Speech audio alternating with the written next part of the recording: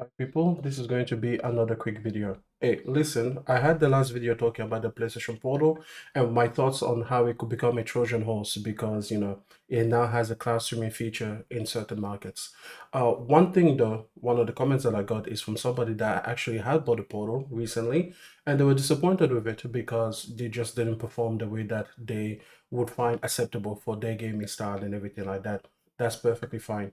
Now, that made me think I should put out like a quick PSA about the portal, the reality of it, no hype, just straight up facts, especially highlighting some of the downsides.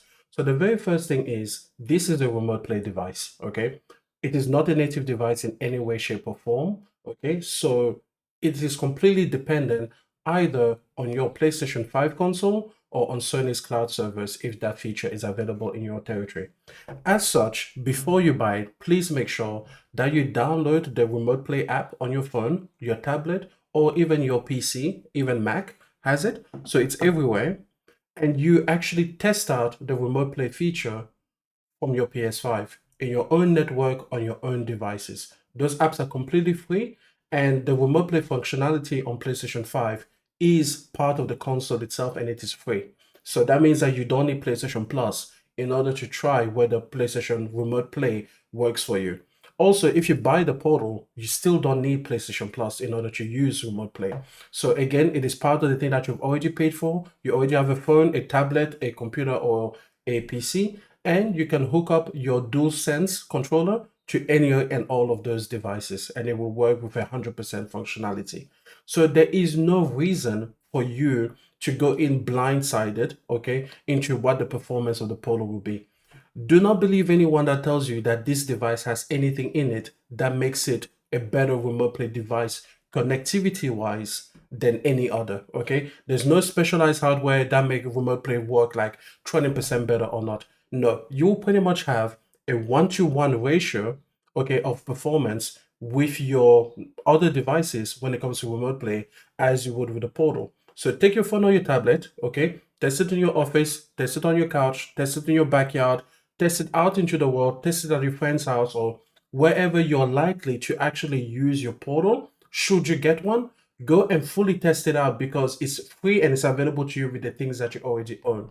Okay. Now, of course, if you are a person that doesn't yet have a PlayStation or a Portal, then I guess, kind of go with God. But one thing that I will say, if you are going to go with God, whether you have a PlayStation already or not, make sure that you use a thing like Facebook Marketplace. A lot of people have bought into the portal. For example, mine I bought off Facebook Marketplace and it was about 6 days old because the person that bought it thought it was a fully functioning PlayStation all on its own. When he discovered, because he bought it for a friend, when he discovered that that friend would need to have a PlayStation 5, he was like, this doesn't mean anything to me. And I basically bought it for like almost half price. I think it was like 70% of the RRP. So a lot of people have made the mistake on that portal and, they haven't done the due diligence. And now, or maybe they did do the due diligence, but not fully. And they did not like the performance, like that commenter said, and now they've put it on Facebook Marketplace. So if you're unsure, go on the Facebook Marketplace. Make sure that you get the original receipt, because if this device isn't old, there's no reason why they would have lost the receipt. And then buy it, buy it from them. And if you don't like it, either set it on Facebook Marketplace, which if you bought it for a discounted price, then you could probably sell it and get all of your money back. Or, take it back to the store if you can still return it, if it's within the return window, since you have the original receipt. So just make sure that you're not going into this blind because there's absolutely no reason for you to, okay? Again, unless you just don't have a PlayStation 5. But again, return the device if you don't like it, set it on, do what you need to do. The second thing I want to talk about is the limitations of the device itself when it comes to the hardware. So you've got the PlayStation Portal. The very first thing you need to know, most important thing to me is it does not support Bluetooth audio.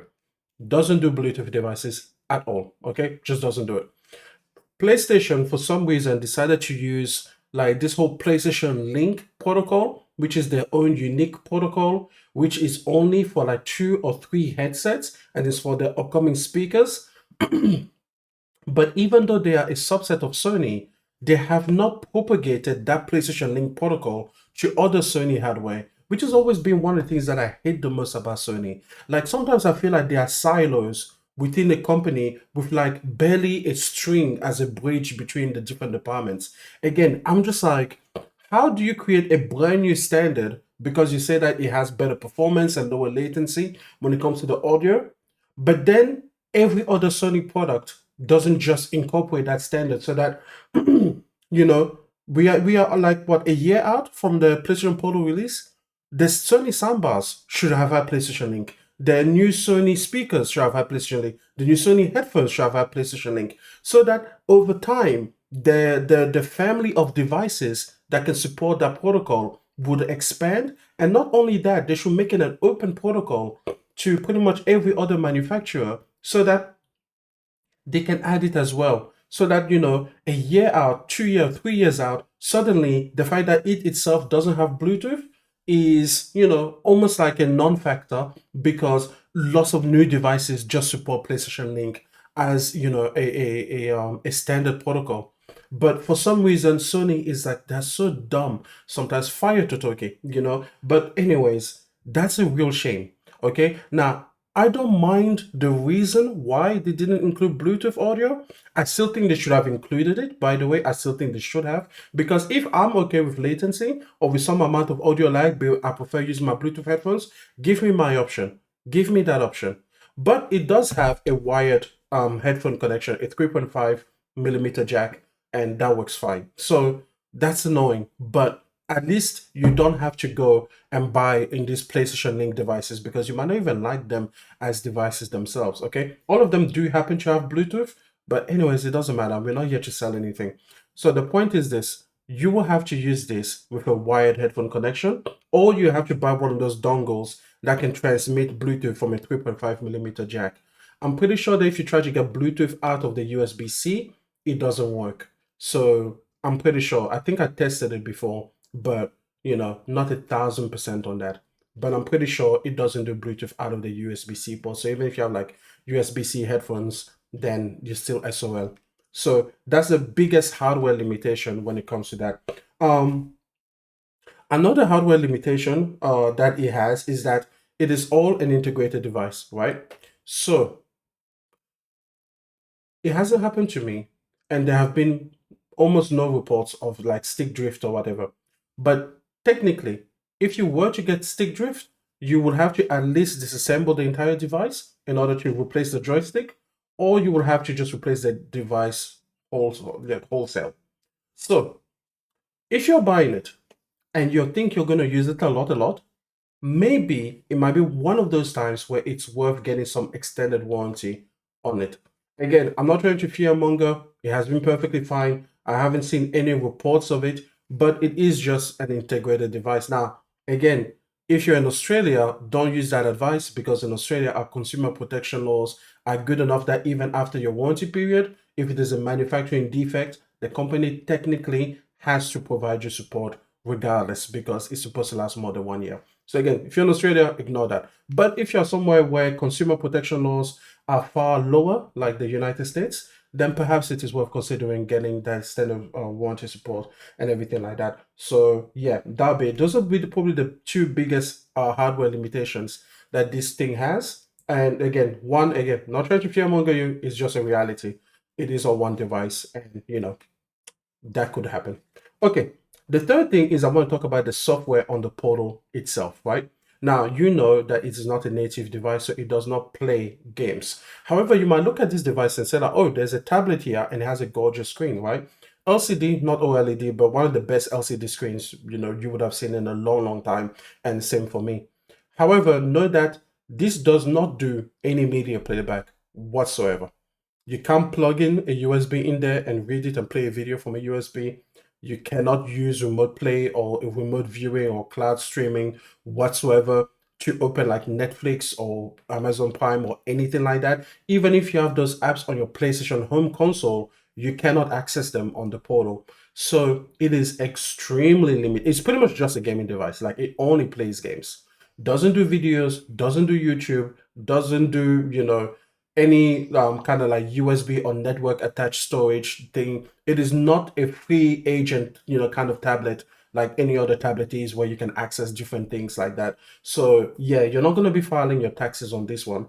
So there we go. I just wanted to put out just quick PSA because in this moment where everybody's talking about it, you might feel like, oh my God, like, yeah, I need to try this thing, but please make sure you do your due diligence. Now, one more thing. If you are going to buy it specifically with the intention of using the cloud streaming directly from Sony servers, which is locked to PlayStation Plus Premium, first know that cloud streaming is locked to PlayStation Plus Premium. You don't need PlayStation Plus at all for remote play, but if you want to use Sony servers, you have to go to the highest tier of their subscription.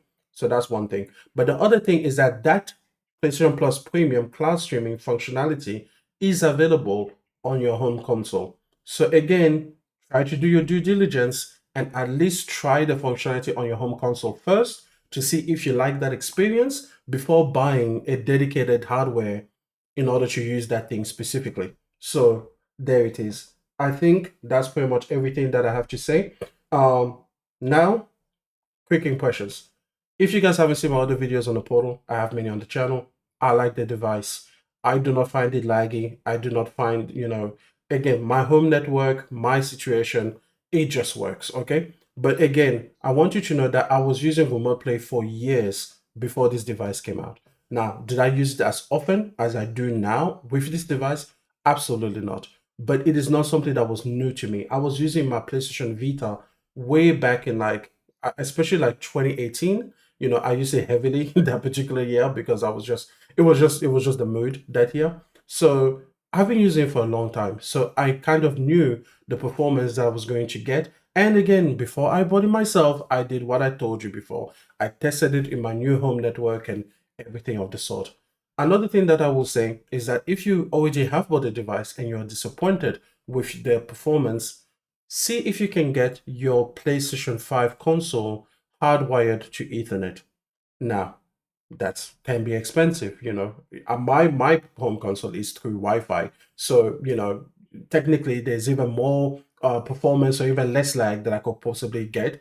But I in Australia, if you are doing anything that involves electricity, pretty much, or pretty much cable routing, you technically need a licensed electrician to do it. Even though again, an Ethernet cable is that real electricity? Meh, meh, meh, meh, meh. It is what it is. But it does involve putting holes in places and going up in the attic or the roof or whatever it is that you have to go into in order to route an Ethernet port to close to the location of your PlayStation 5 if you do not already have that put built into your home. So that can be an expense, but it could also be profitable because you can also use the occasion to route the Ethernet to different places in your house and just get the strongest signal for your entire home. So that is something that can help. A lot of people have reported, and of course, if you happen to be one of the lucky few where your modem is already close to your PlayStation 5, then you might as well hardwire it in and then see if it improves that experience. And again, if you don't have a portal and you want to test out with the internet or without the internet, even if you need to just temporarily move your PlayStation 5 just to test it using your tablet, your other devices, so on and so forth. So that's pretty much it. That's all I have to say. Like I said, I like the device, but I knew what I was doing going into it. And even then, I went and I used Facebook Marketplace because I knew that a lot of people were making mistakes when it came to this device. They were not understanding it because I bought it just a few months after it released. And there were just plenty available on Facebook Marketplace. And even today, when I look at Facebook Marketplace, there's still plenty available and they are almost half off. So you know what? Buy it from them. Make sure you get a good unit, make sure you get a receipt, and just practice good what is it, online purchasing, policies, and you can find yourself a really good deal and perhaps get a device that you love. Okay, that's it for me. Talk to you guys later.